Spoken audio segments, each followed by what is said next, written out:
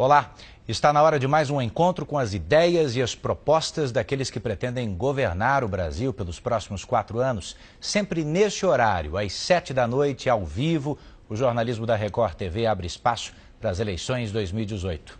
Comigo, a repórter especial do Jornal da Record em Brasília, Cristina Lemos. E o nosso convidado hoje é o candidato do MDB, Henrique Meirelles. Candidato, as entrevistas têm sempre 15 minutos e ao final o senhor tem mais 1 minuto para as suas considerações finais. Então, boa noite, seja bem-vindo. Boa noite, Eduardo. Boa noite, Cristina. Obrigado à Record pela oportunidade de estar aqui e obrigado a você pela audiência. Eu peço licença para começar falando sobre um assunto que revolta e muito o brasileiro, que é a corrupção. E nesse quesito, Sérgio Cabral, Eduardo Cunha, Gedel Vieira Lima, Eduardo Henrique Alves, são todos nomes que dispensam a apresentação, porque de certa forma saíram das páginas da política para as páginas policiais. E todos eles, sem exceção, exerceram forte liderança, importante liderança no seu partido até o dia em que foram presos. Por isso eu pergunto, por que o eleitor deveria levar o MDB ao poder, candidato? Antes de mais nada, como eu nunca fui candidato a presidente, muitos não me conhecem. Então, eu gostaria de pedir uma licença para me apresentar. E a minha apresentação já vai responder uma boa parte da sua pergunta. Eu nunca fui político. Eu me candidatei uma vez a deputado e depois exerci cargos públicos no Banco Central e no Ministério da Fazenda.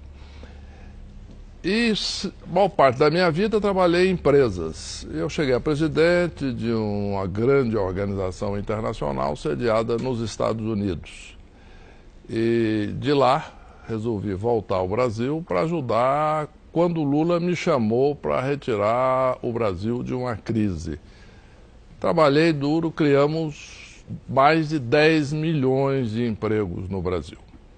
Depois, o Temer novamente me pediu ajuda para retirar o Brasil de outra crise. Eu entrei e tiramos o Brasil da maior recessão da história. Eu aceitei porque eu acredito que o Brasil não se divide entre aqueles que gostam do Lula e quem não gosta do Lula, quem gosta do Temer não gosta do Temer, ou quem gosta do FHC não gosta do FHC. Eu acho que o Brasil se divide entre aqueles que trabalham para ajudar o país quando o Brasil precisa e aqueles que não trabalham. Finalmente, eu gostaria de enfatizar que eu sou ficha limpa. Eu até estou querendo fundar um movimento, é o movimento do sem processo. Em relação à questão de que existem vários líderes do meu partido que estão respondendo processos, acusações ou já com sentença, é a mesma situação de diversos partidos. É o caso de todos os grandes partidos brasileiros que têm líderes que estão presos, situação evidente, né? O grande líder do PT preso, do PSDB, tem gente. Então, todos os grandes partidos brasileiros estão passando por esse processo. Agora, eu acredito que o Lava Jato é importante para o país. E nós estamos entrando agora numa nova fase da história brasileira, uma fase onde está se recuperando cada vez mais a credibilidade dos governantes. Eu acho que o Lava Jato tem um papel muito importante nisso. E o que interessa, e que é a minha mensagem, é o meu histórico. E o fato de que eu sou ficha limpa. Mesmo assim, aparentemente, a sua campanha parece que se ressente da proximidade que o senhor tem com o governo. O senhor é o candidato do governo? Eu sou o candidato da minha história.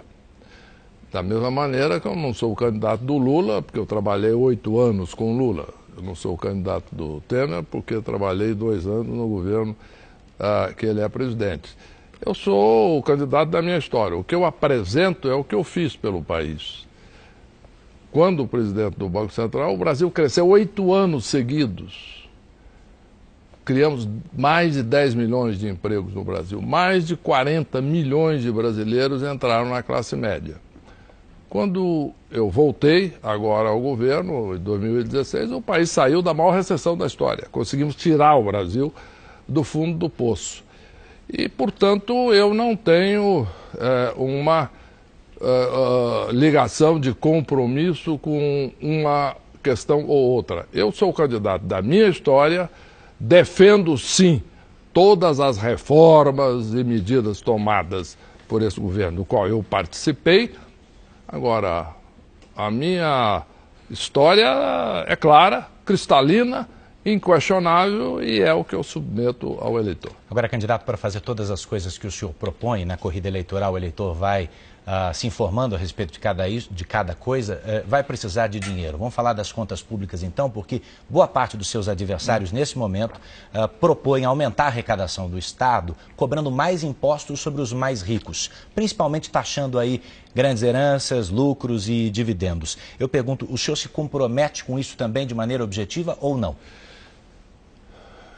Eu acredito que, para crescer, nós temos que fazer duas coisas. Aumentar o imposto sobre dividendos, sim. Portanto, a minha resposta direta à sua pergunta é sim. Mas eu vou além. Para quanto esse aumento? Vamos estudar.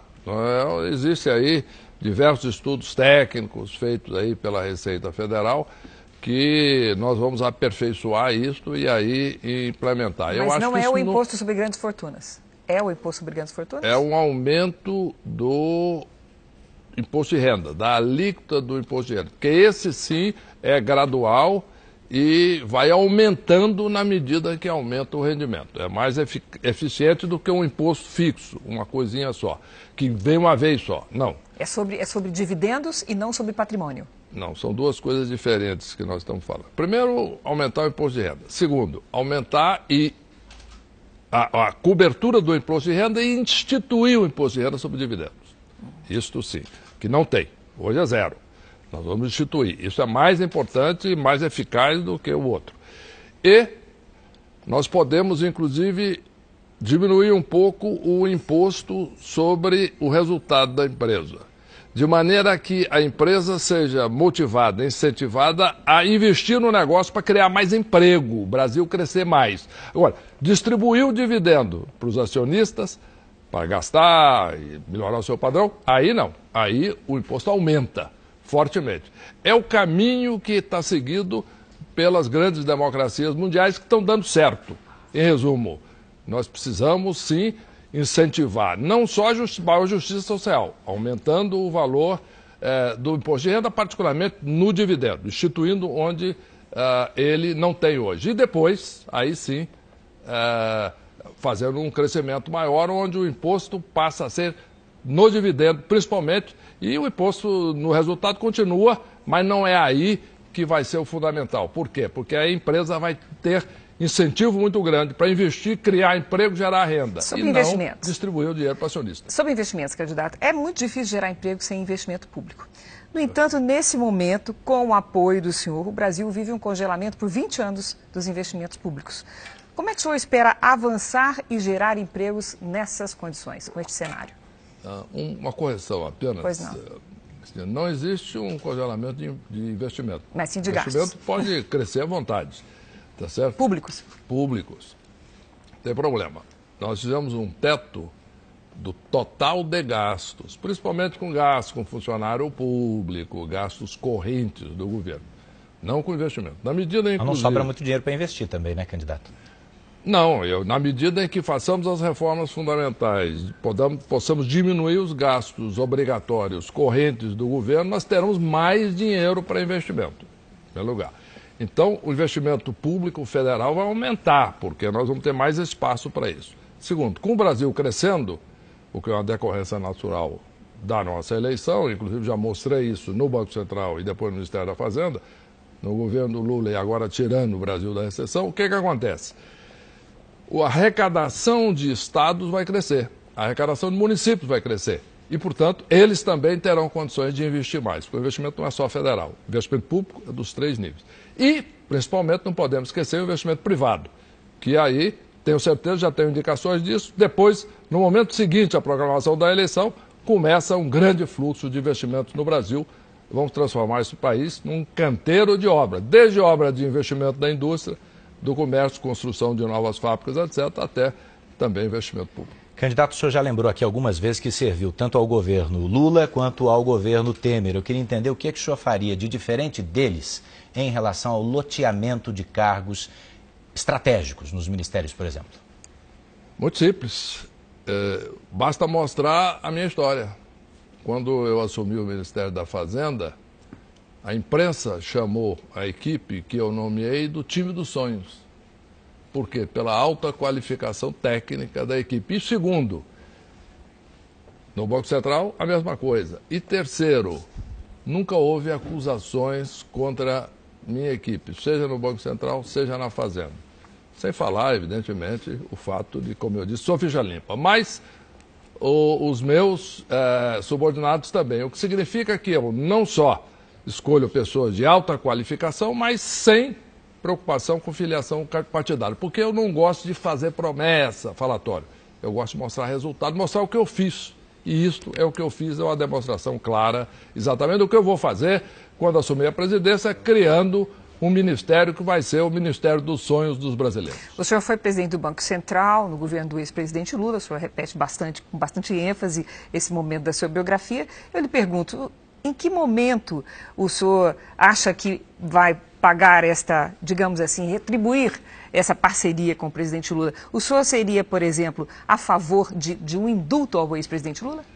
Bom, antes de mais nada, independentemente das questões que eu trabalhei bem com o presidente Lula, como trabalhei bem com o presidente Temer também, mas o que eu quero dizer é o seguinte, eu retribuí ao país o fato de eu ser presidente do Banco Central. E ele se beneficiou muito, porque o nível de popularidade do governo aumentou enormemente naquele período, você se lembra disso, o Brasil cresceu, criou empregos, etc. Ele, como presidente da República, se beneficiou bastante disso, conseguiu até ele, não só a reeleição, como eleger a sucessora.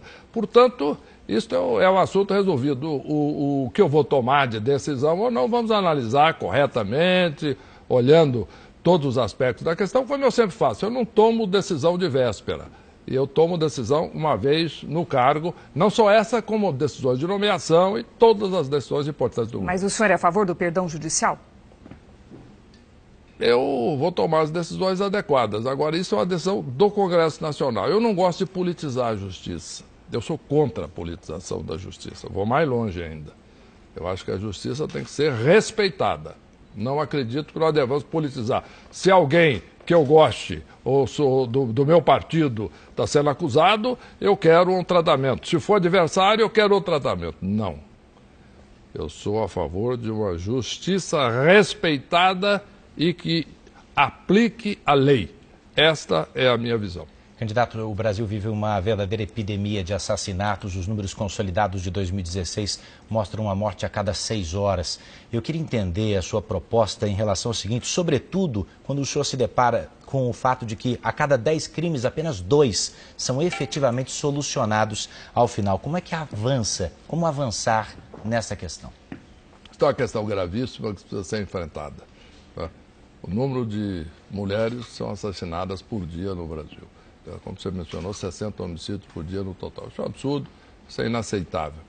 Eu, um dia desse, estava andando na rua, num domingo de manhã, aqui no Brás, lojas fechadas, uma rua comercial, e eu vi uma moça caminhando na rua, olhando para trás, assustada, a rua deserta. Estava com medo de sofrer uma violência, ser assaltada, etc. Isso é inaceitável. Como? Nós vamos, em primeiro lugar, precisamos equipar as polícias com viaturas, com equipamentos, contratar efetivos. Existem estados brasileiros que há mais de 10 anos não contratam um policial. Contratar efetivo. Treinar bem essas polícias. Como o Estado vai fazer isso? Com o crescimento econômico, com o aumento da arrecadação, como eu já disse. Depois, o governo federal tem que criar um sistema nacional de informações que integre as polícias, sob coordenação da Polícia Federal, e que dê direcionamento e transparência a todo o processo. E depois, policiamento de fronteiras, para evitar a entrada de todo o contrabando, que é a base do crime. E uma negociação dura com os países vizinhos. Em resumo, tudo isso junto vai dar, sim, maior segurança à população. Ministro, desculpe, candidato, o senhor disse já várias vezes que o Lula chamou o senhor veio e ajudou o Brasil. O Temer chamou, o senhor ajudou o Brasil. O mote da sua campanha é Chama o Meirelles. Digamos que o senhor não chegue ao segundo turno, não vença a eleição. Num futuro governo, se chamar o Meirelles, ele vem?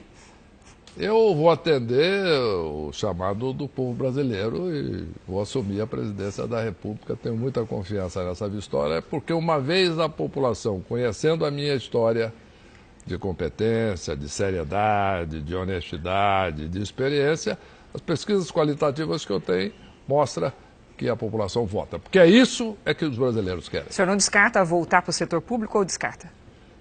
Eu vou voltar como presidente da República. Voltando rapidamente, 40 segundos, o senhor, se eleito, vai ter que escolher o diretor-geral da Polícia Federal, ministro da Justiça, procurador-geral da República até o final do mandato, cargos importantes. Qual é o seu critério? O critério é o critério da competência, da experiência e do trabalho comprovado. É alguém que tenha credibilidade, como eu tive, por exemplo, como assumi o Ministério da Fazenda. A economia começou a recuperar imediatamente só com o anúncio da minha nomeação. Isso aconteceu no Banco Central também, se lembram disso.